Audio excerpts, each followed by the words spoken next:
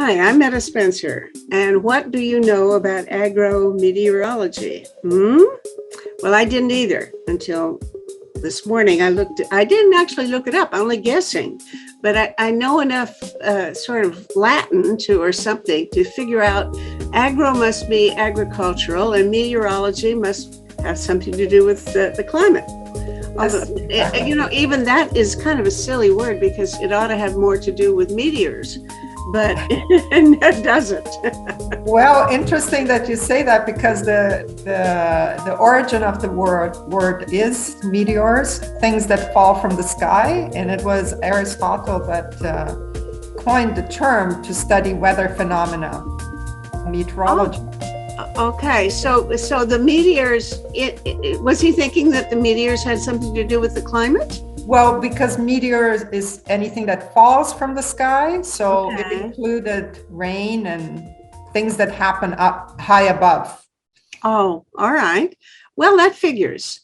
Now, you are a professor of basically of agriculture, right, at the University of Guelph. Yes. And I got that far, and then I got interested in the fact that, of course, agriculture contains both plant and animal products. And I assumed that you were a plant person, but then I looked a little farther or further and found that you are into cows or dairy. Yeah, so agriculture meteorology studies sort of, I always describe it as a two-way street. It studies the impact on climate or weather on agriculture, but also the impact of agriculture on weather and climate. So that the latter is what my area of expertise is. So all the topics that are currently in the news in terms of greenhouse gas emissions, the contribution of agriculture in terms of, how much it's impacting the climate, but also what it can do to help meet some of the goals in terms of removing some carbon from the atmosphere. So that involves both plants and animals. So that's why. Well, as it happens, that's something I'm fascinated by lately, because and yesterday I had a show with an organic farmer in northern Ontario, Tony McQuail, and also with a woman in India who's working with the landless people in India about developing better agriculture and so on. And I've been talking to people, one of your colleagues, actually, Ralph Martin, about a week ago, about, he's into organic farming. Yeah. And I've talked to several other people on this. It really is so important. You don't have to convince me. I'm clear that one of the most important things that we can be doing to try to control the climate change is agriculture. So let's talk about that. And I was interested in finding that you also are interested in the emissions from cows, that you're in the dairy business, so to speak. Yes. About a month or maybe 2 months ago, I had a talk show with Frank Mitloehner in Davis, California. Who is he has a very strong point of view, and I would love to hear your point of view about that issue, whether or not we can tolerate and even appreciate the methane cycle that is produced by not just dairy cows, but cattle and beef production and so on. So, and I think I called that show Cows, so maybe yours will be called Dairy Cows. Well, I mean, my area is quite like Frank is an animal scientist. I'm not an animal scientist. I work sort of at the interface of the surface. What we call the surface is everything that's going on the ground and the atmosphere and the kind of the gases that are exchanged. So that may include animals or include soils and so on.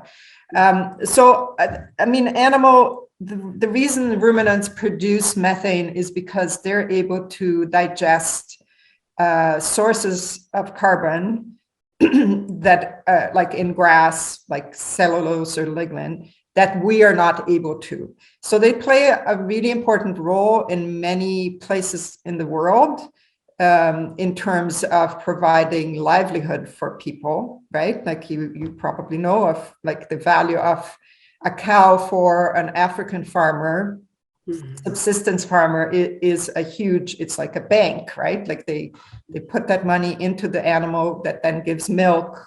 So that is the important role. Now, we can't get away from the fact that because of that, the rumen, the way the animals digest the grass or the fiber that they're eating, they have to chew that many times. And as they're doing that, basically burping, methane comes out, right? So it's a carbon source, and many systems that are better managed in terms of nutrition and animal health produce less methane. But we can't get away from the fact that these ruminants do produce methane.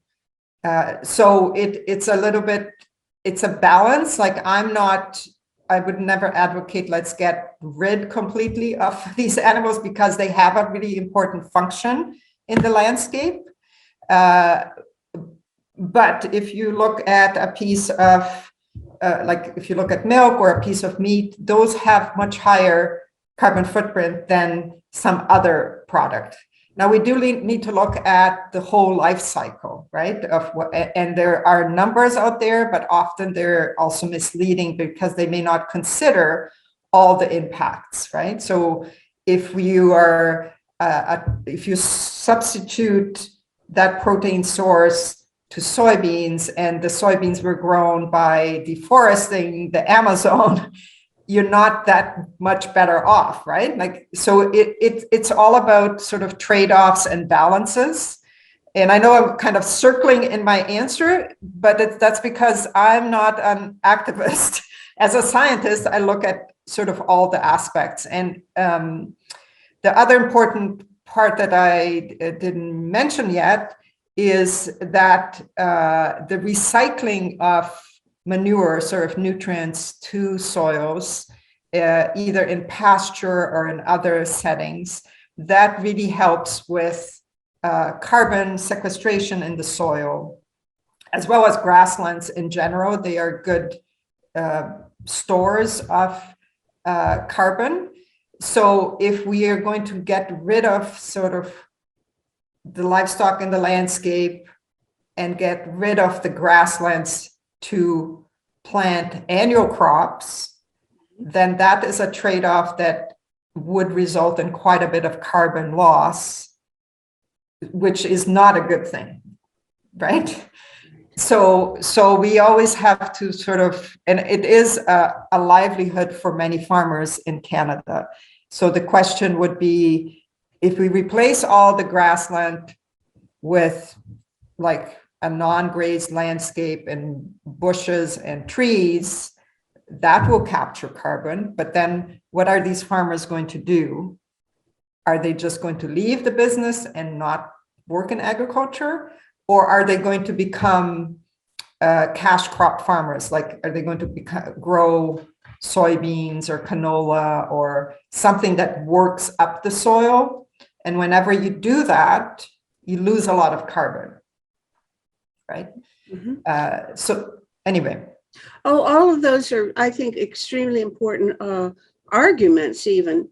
And one of the things that Mitloehner points out, and it had not dawned on me, but it's clear that the emission of methane from animals it's not different methane, but it's the process is different from mining, so to speak, bringing fossil fuels to the surface that's been hidden for a million years or whatever, and bringing it up and adding it to the atmosphere, Mhm. because the methane that is produced as part of the animals burping is part of a cycle. That is, Right. it goes into the atmosphere, it stays there about 10 years, it gets kind of broken up, Mhm. it gets into plants, it's absorbed by uh, plants, grass. Mhm. Then the cow eats the grass and puts it back out Yeah. again. So if you have the same number of cows eating grass, the same amount of grass forever, you wouldn't have any additional methane, but you could Mhm. only change the amount of methane in the atmosphere by increasing or Mhm. decreasing the number of animals that are doing Yeah. this, right? Okay, that Yeah. makes sense. That to me makes it somewhat more bearable. But of course, I am an activist, and all my friends are activists. And when I became pretty persuaded by Mittlohner's argument that we would be worse off in some ways if we didn't have these animals, then my friends jump all over me, and including some good scientists who are very concerned about methane and who think that a very substantial part of the methane in the atmosphere is produced by ruminants. What proportion of the methane that's in the atmosphere now would you say is part of this cycle coming in and out of cows or other ruminants? Yeah, I don't have that number on the top of my head. I actually I have worked with methane, but in terms of my measurements, I have worked much more with the other third biogenic gas, which is nitrous oxide. So if we look in agriculture, about half or so of the emissions are in methane form. The other half are in nitrous oxide. Mm-hmm. So that's laughing gas. And it is part of the nitrogen cycle as opposed to the carbon cycle. But of course, these two are interrelated. And that is due to nitrogen addition in fertilizer form to soils. Mm-hmm. And any nitrogen, be it in manure form or legume form or synthetic fertilizer, will enter the nitrogen cycle and and produces some nitrous oxide. Well, So I don't know enough about nitrous oxide. Please educate me. Is this our friend or our enemy? Well, it's like any of the greenhouse gases, they are a good thing, but if it's too much of a good thing, which a lot of our problems are of pollution are related to that. So nitrogen is a building block of, it's in protein, and you can't really grow crops, mm-hmm. or I mean, you can grow crops without nitrogen. But it ends up mining the soil, and the plants are quite stunted. So if you don't have enough nitrogen, and particularly for our current yields that are quite high, which is a good thing because agriculture supplies food to many billions on Earth. We need to add this nitrogen to replace what's removed and ends up in waste in cities and can't really be recycled back as promptly as in the old days, right? In the old days when people had their waste right there and would perhaps put it on their fields and had chickens and hogs and so on. That cycle of nitrogen was a lot tighter. Now we've kind of, and this goes back like in the 1800s where Europe started, like people started concentrating in cities and yields started going down, and they had to go and mine guano off the coast of Peru. because that is a product that is high in nitrogen. So there is even something called the Guano Wars that happened, some conflict. So these big ships would come and collect guano from these rocks in the ocean and take it back to Europe and use it in agriculture. Then with the event of the Haber-Bosch process, which was really motivated by war and bomb making, these two gentlemen discovered the way of fixing nitrogen from the atmosphere into a product like urea that can, so it's a synthetic fertilizer that can be applied to fields. Now, in organic agriculture, this is not used, right? Synthetic fertilizer. So they really depend on use of legumes and manure, although I've been told that manure can come from other farms that perhaps have used fertilizer. So that's perhaps a little loophole in the system. But anyway, so I'm digressing, but that nitrogen, when applied to soils, enters a microbial process, so similar to methane, which is also generated by microbes. Within the soils, we have bacteria that will, as a byproduct, leak a little bit of N2O. And that will come. Now, there's where the NTO, that's the nitrous oxide, is that right? Yes, right. And that's where I got into this detour because I don't know. I know about a little bit about nitrogen in fertilizer, but I don't know it as nitrous oxide. Yes. So this laughing gas idea. Yes, it is. What part of the cycle is it in the form of nitrous oxide as opposed to whatever else it is in fertilizer? Yeah, so it is a sort of rule of thumb is about 1% of the nitrogen applied leaks out as nitrous oxide. Mm-hmm. So the amounts are not large, but the impact is big because, well, it's bigger than it sort of punches above its waistline in a way, because nitrous oxide is present at 1,000 times lower concentration than CO2, approximately. So we have CO2 in the order of parts per million. N2O is in parts per billion. So it's much less per amount of air.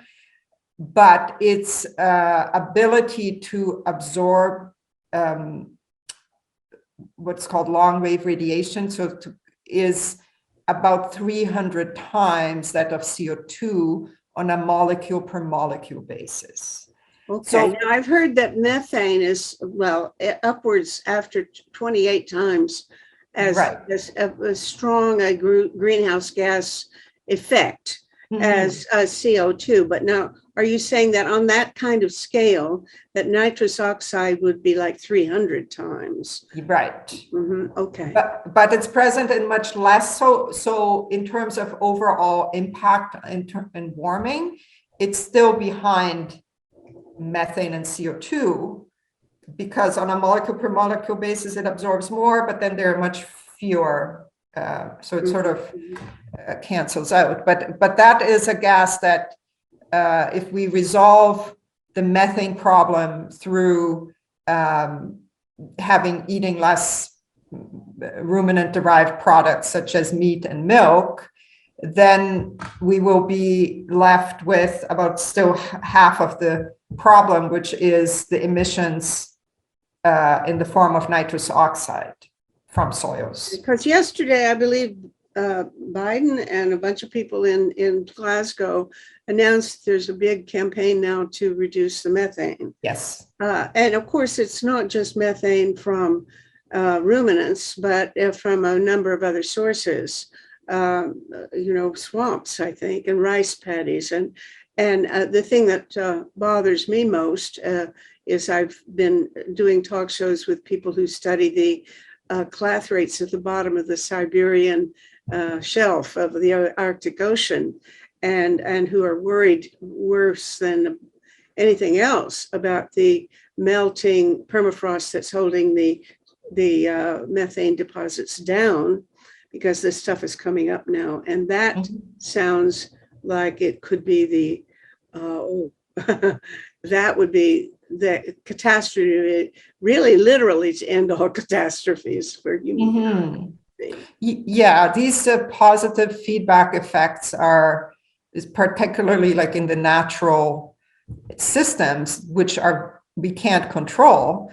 Those are the things that are really scary in this whole, I mean, there are a lot of scary things in the climate change issue, but another good example is the forest fires, which are not liberating, but like unlocking carbon that's been stored for hundreds of years, and that's all going up in smoke, literally. So yeah, those are now kind of beyond our control, in the sense that we unleash the warming, and so that is so I focus my work on, because it's in agriculture, it's a managed system, right? So there are things we can do to lessen the impact, at least. And there are a lot of co-benefits from the practices that we look at in terms of increasing soil health, which it's a bit of a vague term, but it's basically sort of the characteristics of soil to sustain, in terms of biological, physical, and chemical properties, to sustain life and production. Right. And that is related to water quality, water quantity, resilience of these systems to withstand, drought periods or excess water. So in the long term, these practices, we hope, like, they are kind of win-win, in the sense of mitigating emissions, increasing carbon storage, and also helping farmers lessen or adapt to climate change, right? Because when you say these practices, do you mean, well, what do you mean? Oh, right. Yeah. So what I mean is things that farmers can do in terms of diversifying their crop rotations, planting cover crops. So a big conundrum, I guess, is that the plants that farmers grow, most of the cash crops, as they're called, because you sell them for cash, they're annual crops, because they are the ones that produce the biggest yield. So that's like soybeans, canola, winter wheat, corn. So they get planted every year, harvested every year. And for a good chunk of the year, the soil doesn't have any plants, right? And we know that diversity of plants is good for improving soil. It's like you don't want to eat the same thing every day. So the microbes also would like a diversity in terms of types of materials that get added. The one way to do that is to plant cover crops, because you can't diversify too much what you're growing, because you're limited as a farmer. You're limited by what the market is buying, right?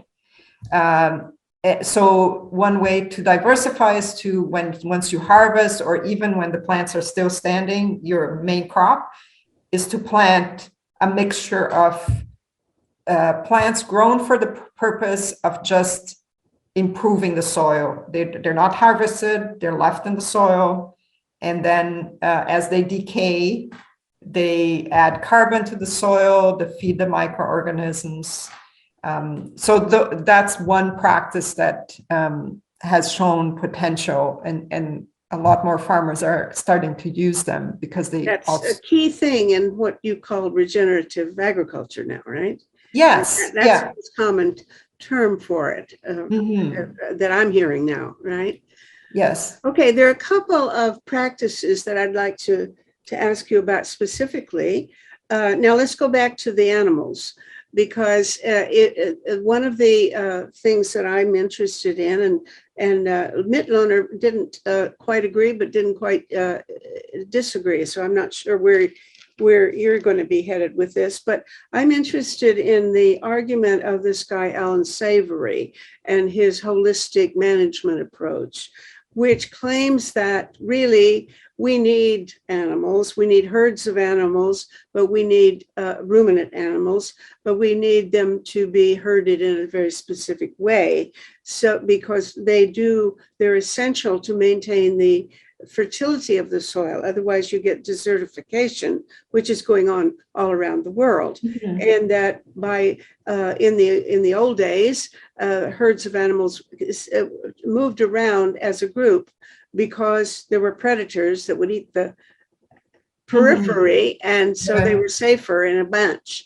But this meant that they would move around, and they would leave their droppings and their urine, and they would just a period of days, and then they'd move to the next spot, and so on, and wouldn't come back until this first spot had recovered.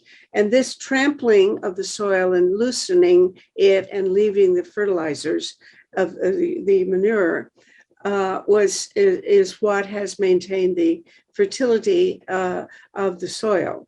I know that people arguing for the restoration of the prairies and the desire to bring back long grasses with long roots that sequestered tremendous amount of carbon in the soil when they had bison herds and so on. They are working with some of the same ideas, that animals are not, you shouldn't eat them all, because we need their service to maintain the soil. How much of that would you buy into?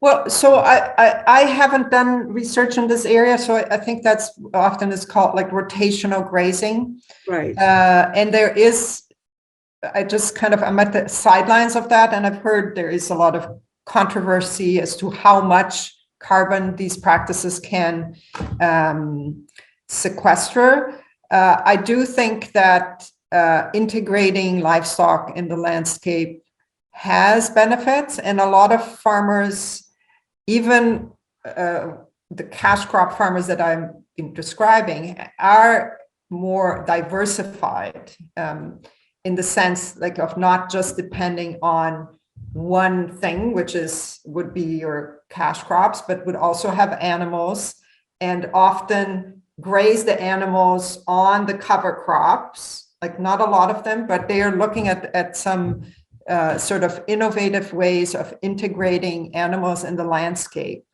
And the ones I know, they really are positive about the impacts on both their yields and the soil. I haven't done direct research, but to me, that does make a lot of sense, which then means like going forward, it's not about, I think people are often after simple solutions, right?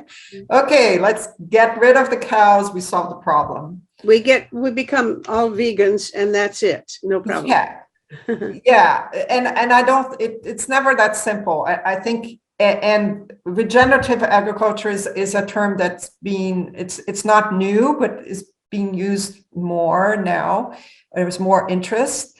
And I think one of the principles is that it's very context dependent as well. So depending on what kind of farm you have, what kind of soil, you try to make sort of the best use of what the underlying conditions are. And then you use the principles of not disturbing the soil, keeping roots in the ground year round, integrating livestock.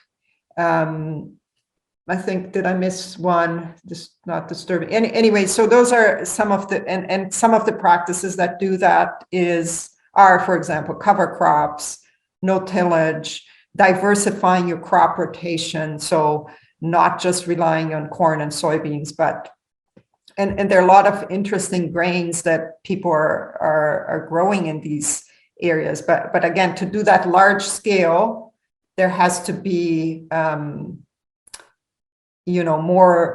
more buy-in, I think, and as well support for farmers, because the farmers that are doing these innovative things, they do it because they're just experimenters by nature. They're curious, right? They try things out, but they do stand out in the sense of being innovative, but also within the community, where everybody's on the lookout. If they fail, they kind of go, oh yeah, like that person was fooled to try that, right? But they do it despite all of that because they have an internal drive to do it. While just like in any other aspect, there's a group that is risk averse, that will just continue doing the things how we've always done it. But we're not going to make a difference if we only have those 10% or 5% that are the innovators, right? We need to have widespread adoption. And for that, you need support in one way or another. It's either through the market or government. The shift is not going to happen by itself in a way. You're saying it's not happening even much at all so far. Yeah, well, I mean, we have a lot of contact with farmers, but they're the ones that are interested in the research, right? So they're not representative of everything that goes on. So slowly there is a shift. So for example, cover crop use, I think the numbers were, they increased from 5% to 14% over maybe a 5-year period in the land adoption in the landscape. That's it's moving in the right direction. But how do, the next group of farmers are the harder ones, right? Like as you have more, it's like with the vaccines, like as you have more and more, the last. Well, now tell me about rice, because so much of Asia depends on eating white, polished rice, and it's not good for them, but it also is really bad as a source of methane. Yeah. So what is there as an alternative? Has anybody come up with any solution to that? So I'm definitely not a rice expert. So I'm just going to like a few things from the top of my head.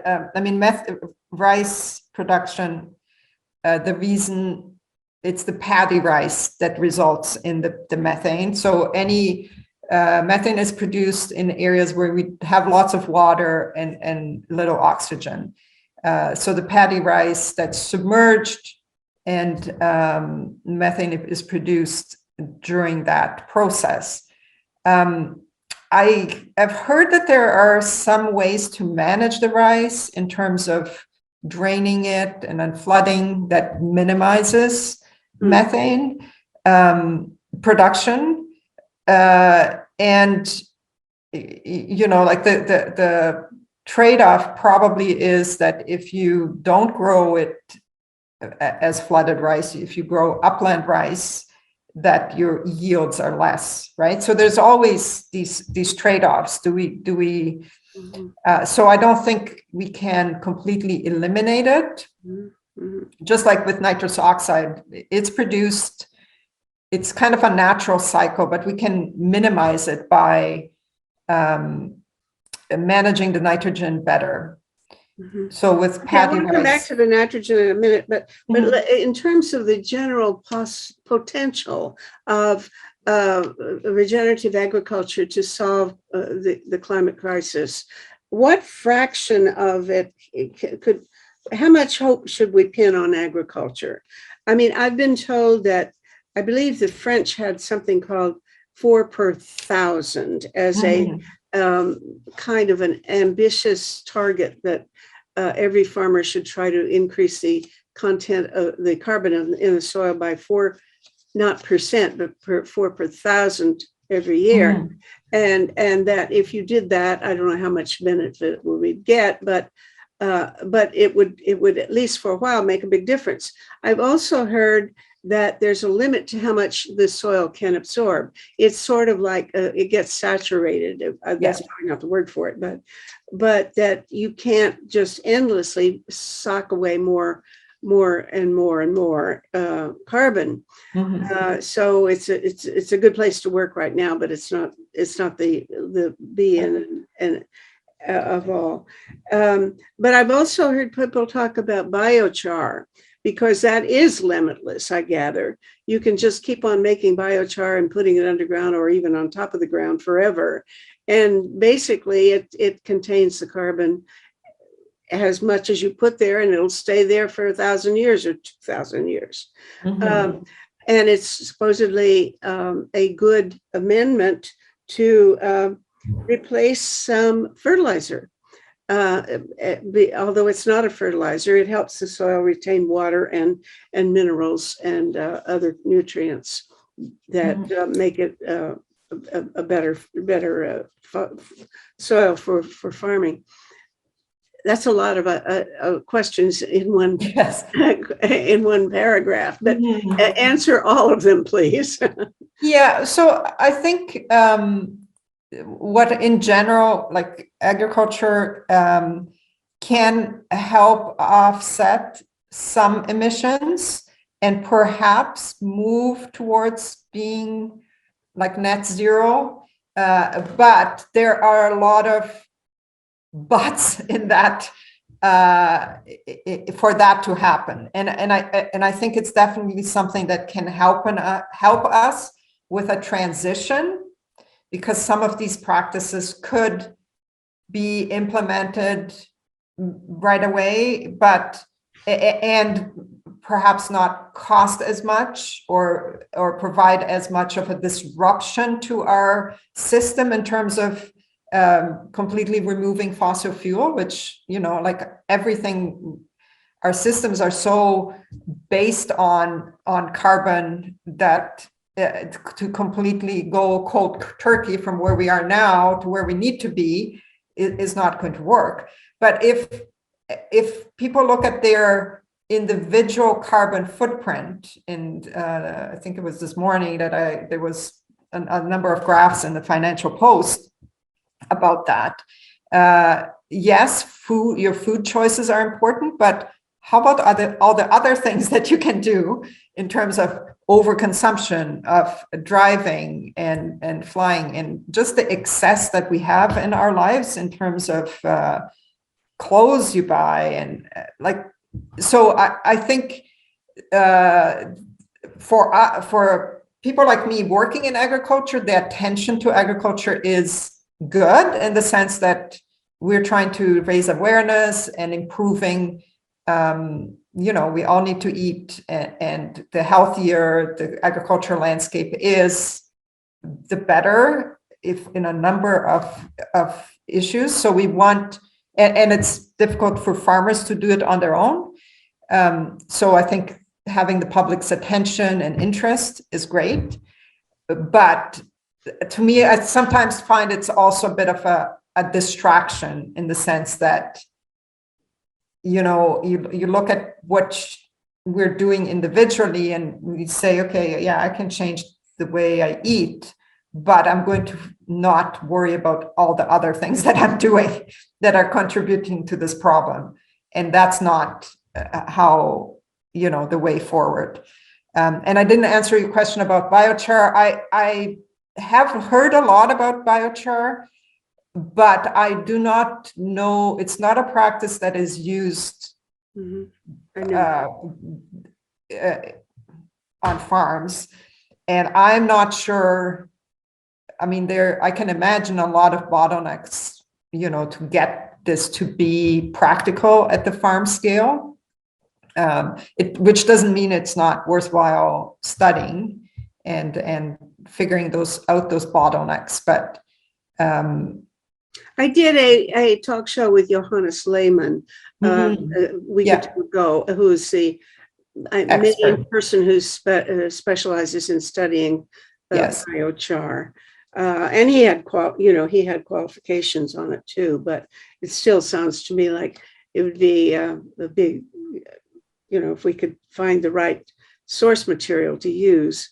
And really the problem is to create a market for it. I would think if we required by law that, say, 10% of all fertilizer be biochar, something like that, which would create an immediate market for it, then there are a lot of places where we could get the carbon-based material, organic material, to make into a biochar. Well, let me move onto fertilizer now, because you're covering all of the topics that are of special interest to me lately. I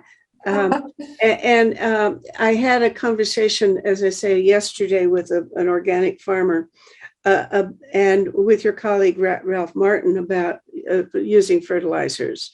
And I know that organic farmers don't. But the question to me then is, I understand that organic farming is maybe healthier, and it's certainly better for the soil, and you can keep it up indefinitely. It's not going to deplete the fertility of the soil, but it doesn't produce quite as much food per acre as the kind of agriculture we're doing now. Whereas our human population is certainly going to hit, I think, 9 billion, and it may get to 10 billion before the thing turns around. So we're going to have more food. Now, I've been told that about 50% of the food in the world is here because of fertilizer. How much of that is chemical fertilizers? I don't know. But of course, the organic, if everybody used organic, it would be, we wouldn't need any chemical fertilizers. But I'm thinking, can we cut back on fertilizer? Because the fertilizer is apparently causing huge environmental problems itself in the way of eutrophication of lakes and rivers and so on. And then even in the oceans, it has a overall negative effect. So we don't want a fertilizer, but we need it. So there's a dilemma.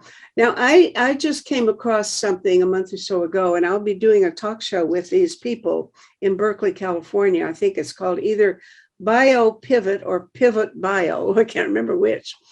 And what they have done is trying to find a way to reduce the amount of nitrogen fertilizers that are required.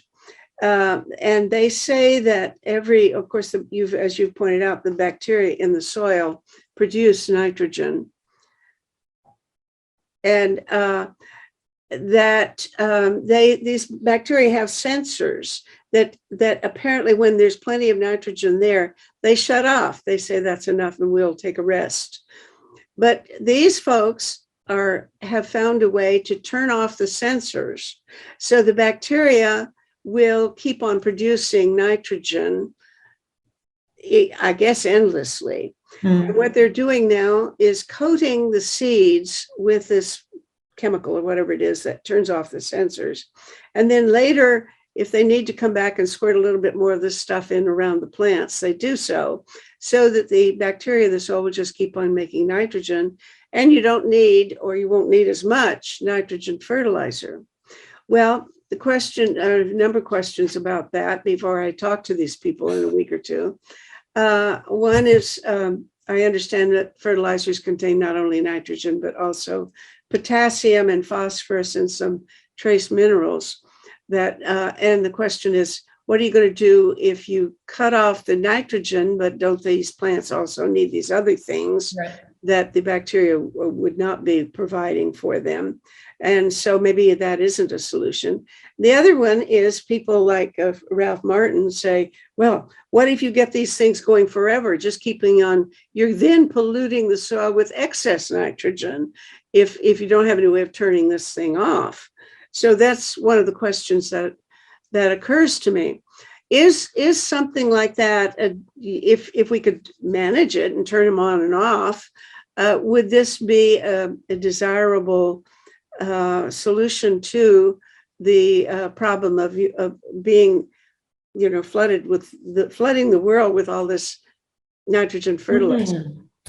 Yeah, so certainly. So I'll start with the beginning of your question, where I think it's close to 50% of the population currently alive is due to the Haber-Bosch nitrogen, due to the Haber-Bosch process. So that is the synthetic nitrogen fertilizer. Mm-hmm. So and that has resulted, like, that's the positive side, and then has resulted in a number of environmental problems. And nitrogen is sort of a really complex problem in a sense, because it's related to climate change, ozone destruction, eutrophication, decrease in biodiversity, and reduced air quality. So it is really, and the majority of the nitrogen is used in agriculture. But we needed to grow food, as you started, right? So we need to come up with better ways of harnessing the nitrogen. Like, we are bathed in nitrogen gas. 70% of the atmosphere is nitrogen gas. And there's also a good pool of nitrogen in the soil, although we have to be careful because that is associated with the carbon that's stored there. So if we mine that too much, we can also impact how much carbon is being stored. Mm-hmm. But some of these very sort of front of the line research involving plant microbe soil interactions are really fascinating, and I hope that we get a number of solutions out of that research. So there's the fact that there are plants that, like legumes, that are in a symbiotic relationship with bacteria that are able to harness the nitrogen from the atmosphere. Can we incorporate some of those characteristics into other plants that are non-legume, like corn and winter wheat?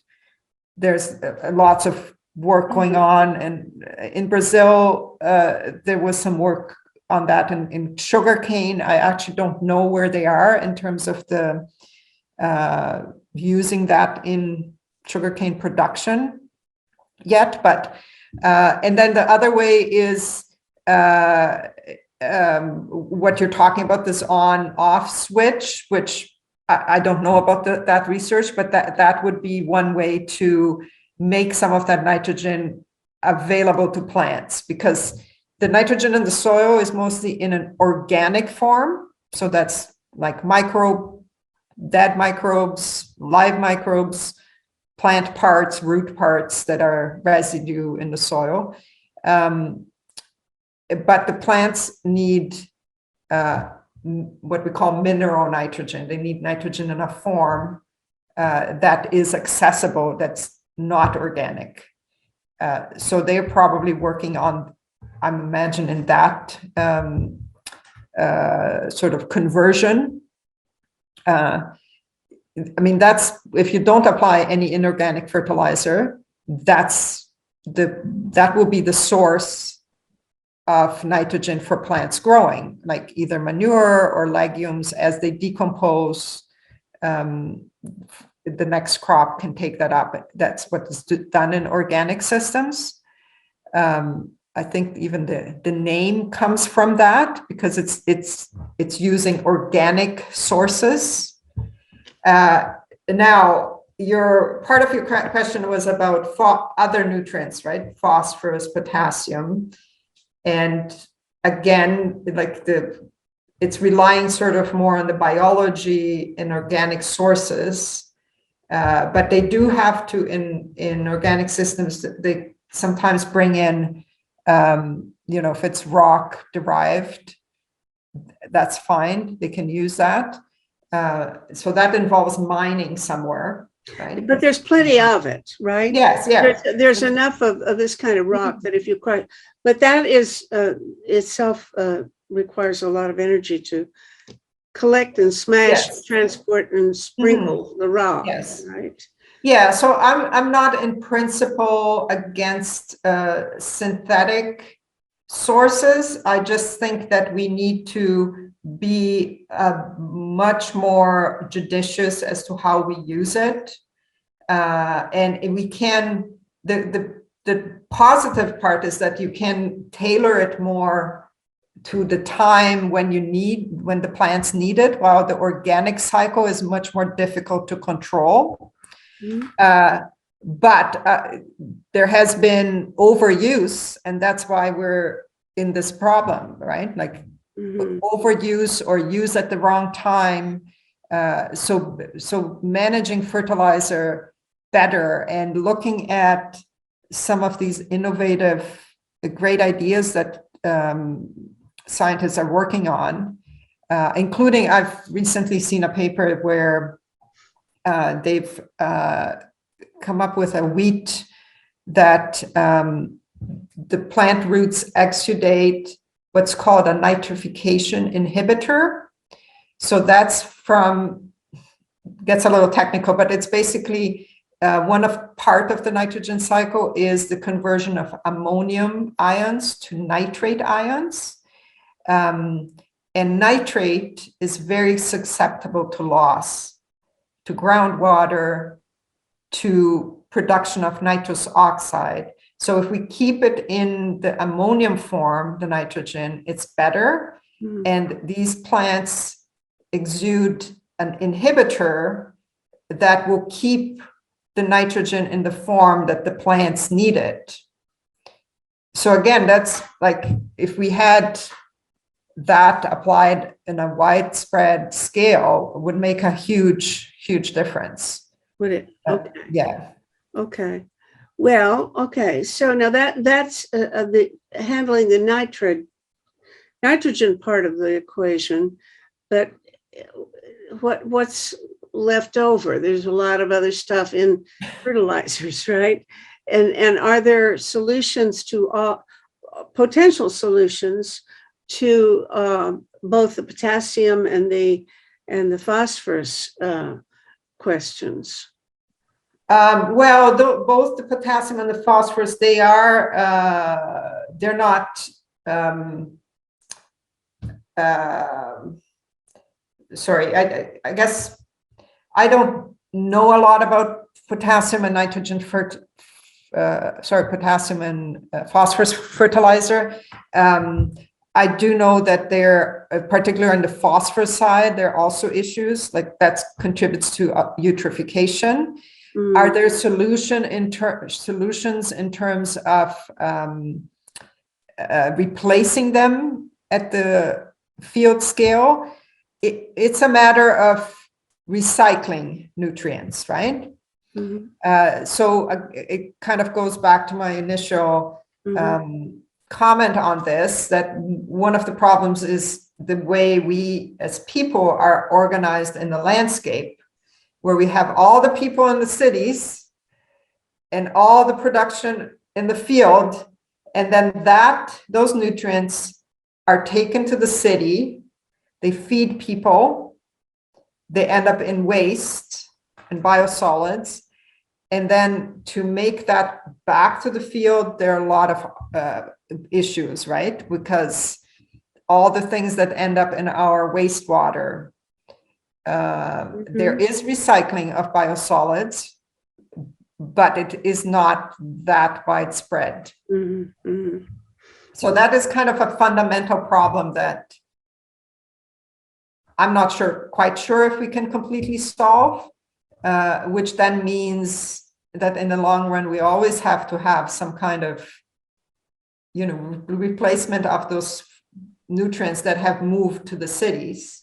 Yes, I have a friend, Laura Kahn, who's written a book about antibiotics and the soil. Of course, the antibiotics were badly misused too, being fed to animals to fatten them and so on. But she is interested in the fact that when an animal excretes out in the pasture and it's been fed antibiotics, that those antibiotics get into the soil and kill the very bacteria that we want to have functioning. So I guess, one of the real questions for me is how serious a kind of a problem is that? Do we have to worry about whether or not we're actually destroying the fertility of the soil by killing bacteria that we don't mean to kill this way? Yeah, I don't know. I don't know if that's not something that I know much about. I do work a lot with a soil microbial ecologist, and now we haven't done comparisons between manure that had antibiotic fed and not, but there is, I don't think we've seen any evidence of that, but this is just a kind of a hunch. Oh, yes, I have to go. Sorry, Okay. I'm just seeing the car that's coming to pick me up. All right. Sorry to cut it short, but so go have a good day. Nice talking to you.